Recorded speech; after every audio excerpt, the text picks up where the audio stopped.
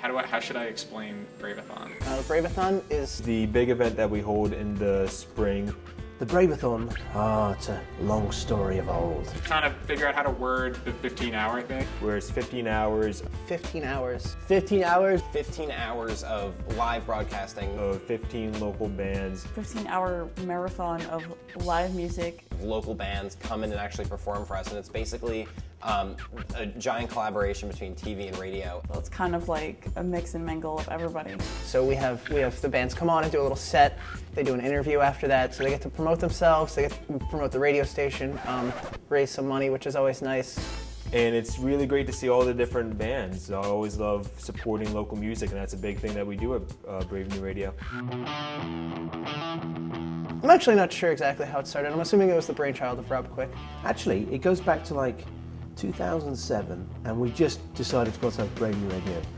There was an event in Chicago at my last station, WPSC, called Local Live Evolution, which is the same thing, like local bands coming in all day playing.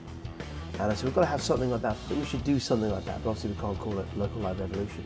And I think it was, she's an alum now, Steph was the one who said, unless I'm wrong, why don't we call it the Brave-a-thon? The Brave-a-thon. And everyone said, yeah, fantastic. So we did that, and the first year was up in the radio station. It was just a radio station venture, so we had the bands come in and play their sets right in the middle of, not the studio, but the area in the radio station. Then we just had the DJs hanging out and talking to them between songs and stuff like that. It was really great vibe, a lot of excitement, and was spectacularly successful. So after that it just grew, and then of course it was just made all the sense in the world to say to the TV club, WPTV-6, to say, hey listen, let's do this together. And then year two was when we had the greater structure to it. We added the involvement of the TV station, so we had it in the studio, so the bands were on a stage, not just kind of in the middle of a room. The interview was formalized, and the hosting sort of became more important because it wasn't just a DJ, it was now people who had to introduce the bands and ask them actual formal questions. I think Brave-a-thon is important to the station because it's a big signature event for our spring semester. It brings everyone together. Brave-a-thon is important for the TV station because we're working with the radio station to raise money. We're doing that by having 15 hours of live bands and music being played on the TV station and the radio station. Well, the Brave-a-thon is important because it's one of the things that gets our name out.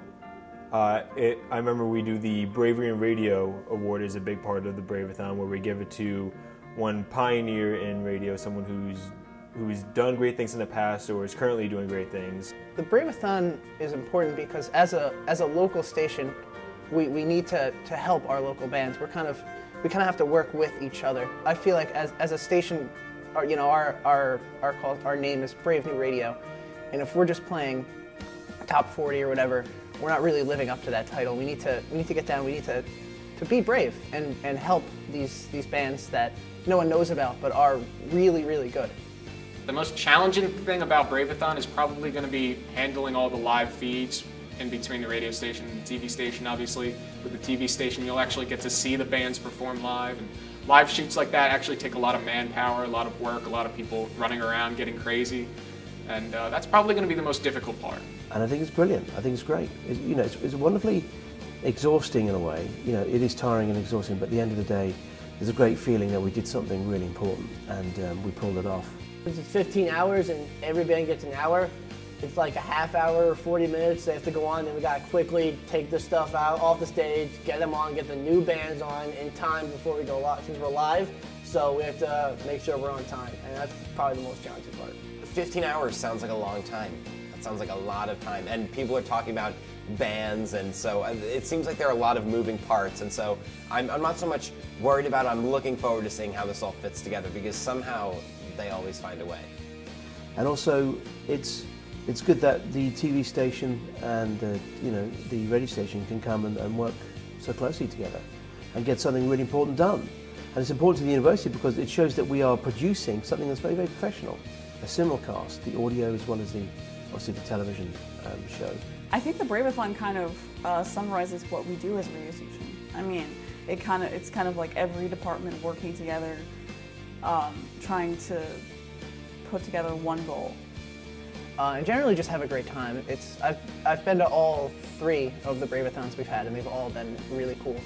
I look at it as kind of the big event of the year, and it's also the pinpoint #1 way to get our name out there and to raise the money that we need, because as great as our DJs are and as great as the programming is, if we don't have the money to actually broadcast what we have, then there's really no point. So it's really critical to keep all of our passions at the station alive. We have a great sound to our station, but that's not important if people aren't listening, and the Brave-a-thon is one way to get people excited about the station, to get people tuning in. It's grown from being a small thing to being something that's pretty cool.